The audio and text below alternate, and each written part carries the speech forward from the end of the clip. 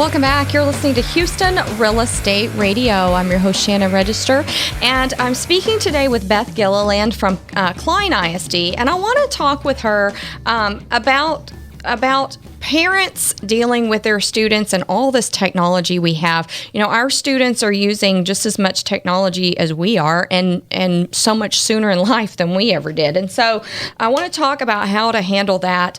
So thanks for coming on the program, Beth. Thank you for having me here. So it's interesting, you know, students are texting now, they're on Facebook, they're on all kinds of social sites. It's hard to keep up with your own social media, let alone your students' social media, and stay on top of every aspect of it. And they can delete things now, strings of text and things. You know, even if you don't teach them, they'll figure it out.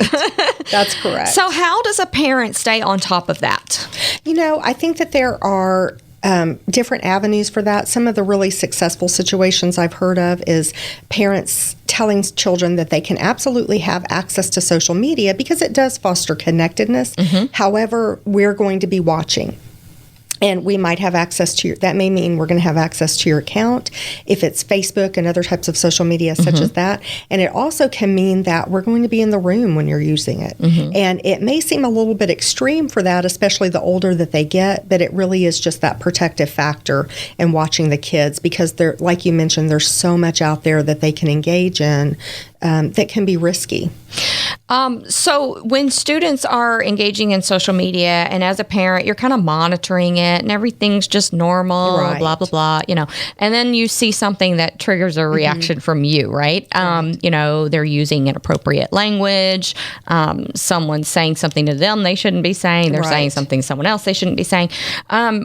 As a parent, what's the best way to handle it? Because I've seen two different ways of handling this. I've had friends who are like, they go to their children and they talk about that specific text or that specific email. And then there are other parents who just take that information and then just in a broad sense teach their children not to do that. But don't specifically say, oh, I saw this on Facebook, so we need to talk about it. But instead just make it very general. Hey, as a reminder, when you're on Facebook, make sure, you're not doing this or, So what's the better approach? Do you want them to know you're watching and you call out things specifically, or do you do a more overview and teach them strategies and things? Actually, I think a combination of both is the best because if a parent sees that incredibly one-time risky situation, be it something they're saying in an email or something somebody has sent to them, then absolutely you want to address that right away and make sure that they understand that that boundary has been crossed and they need to bring in their behavior. But I think generally, like you're saying, is use it as an opportunity for a lesson. So it can really fall under that broader category of social skills lessons, how they interact with others typically. And so that can be the bad language. It can be just what they're talking about. And actually, we received something that kind of falls in that category. It's a great opportunity for parents to use this as a lesson. We received a resource recently that we'll be putting up on one of our college-bound websites, and that is what the people in the world have access to on social media. So I think a parent can bring all of that in and explain how this is a problem now, and it can be a problem in the future. And so hopefully that can when you bring a tangible idea like this can impact your college or it can impact a scholarship, that would be a great opportunity for a lesson. That's a great class. That is a great class. There needs to be a class for adults to take on how this behavior on Facebook is going to impact your career. Absolutely. The resource that we received will be on our website soon, and I think it's a great read for everybody, actually. That's huge. Even as an adult, I see so many classes out there being offered for how to use social media effectively, with your career. And with all the different information you get on what to post and how to post and when to post, how do students know?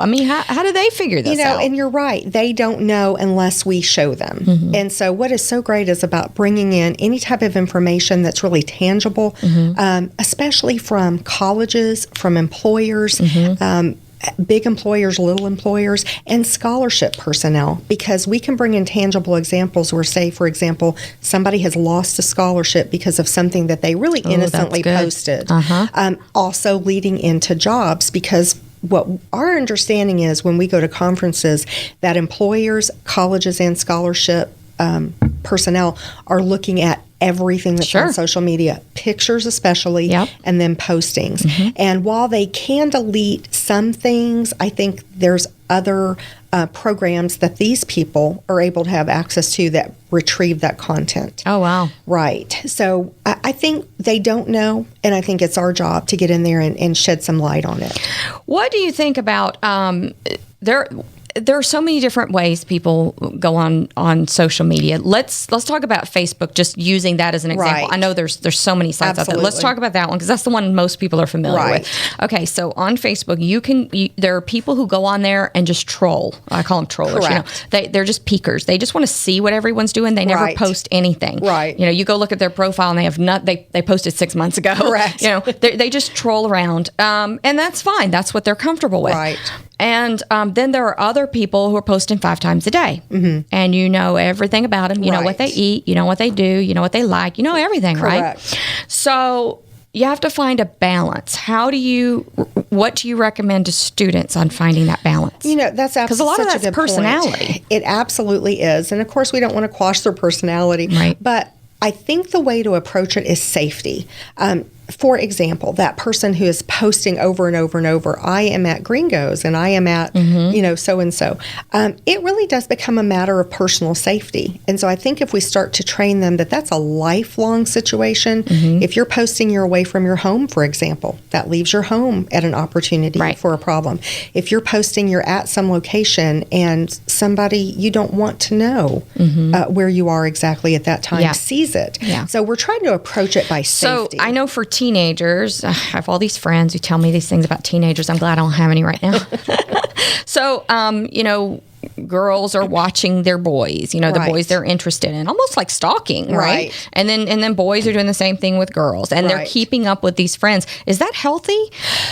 Actually, it's kind of a double-edged sword. It's kind of like, I guess, what we used to drive by their house to see if their car was in the driveway. Make a phone call and hang up. I can't do that anymore. That's absolutely right. So they have found another mechanism. Their teenager behaviors are just different, I guess. That's right. They have another means. Yeah. It's like I said, it's a double-edged sword, because it can promote not only, like you said, some unhealthy behaviors like focusing a little bit too much on somebody or what they're doing, even sometimes to the effect of words flying back and forth that maybe are unnecessary. But on the other hand, it can provide that connectedness if it's healthy. If it's healthy, If it's healthy, it provides that social connectedness that you need them to have to build those coping skills and resilience and things like that. I also sometimes wonder with students, especially with children on Facebook, children meaning, Absolutely 18 and under, range. right? Yeah. When they're posting with their friends and nobody likes their post, how does that make them feel? When they post and they have 50 people like it, how does that make them feel? And how does that make all the other students feel? Like, I wonder how all that's affecting them emotionally. Is that getting into what we used to, whoever showed up at your house for the party, depended on how popular you are. Now, is it that way on social media? Everybody likes your stuff. You must be popular. Correct. And I do think that when certain kiddos post, some students, they don't care if anybody likes it. Okay. But then there are those who are going back and saying, did somebody like it? Did somebody comment? Did somebody not?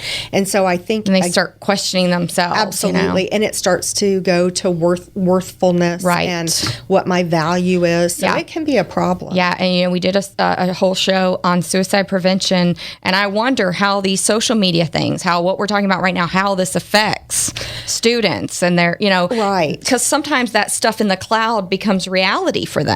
Our nursing staff, actually led by Lori Combe in the district, received a grant on cyber safety because it really does impact health and mental health. Yes. And so we've been working on that for a little over a year and trying to make strides in teaching those lessons to children. Yeah, it'll be interesting how all this social media stuff, how when we look back on it 10 years from now, how we see it affected and changed people's life. You know, the good thing is I was telling my husband, you know, we are so connected. How could anyone feel worthless? You can get on, you can be at 3 a.m, you can get on and find somebody on Facebook and be connected, right? You can go email anytime. You can be on websites, blogs, anytime. How could you not feel connected? Absolutely. But at the same time, it's kind of like, I guess, walking into a room where there's 50 people and you feel lonely still, That's right? That's right. Okay. All right. Well, thanks for weighing in. We appreciate you coming on the show. Thank you. Beth Gilleland with Klein ISD. Thank you. All right. We'll be right back after a word from our sponsors here on Houston Real Estate Radio.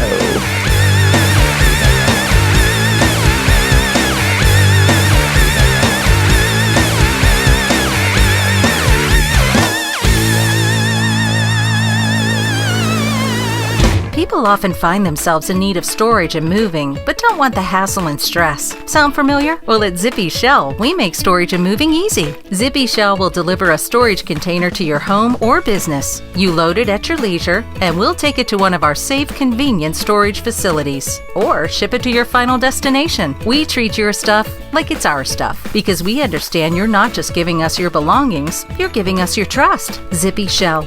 Storage and moving that makes life simple.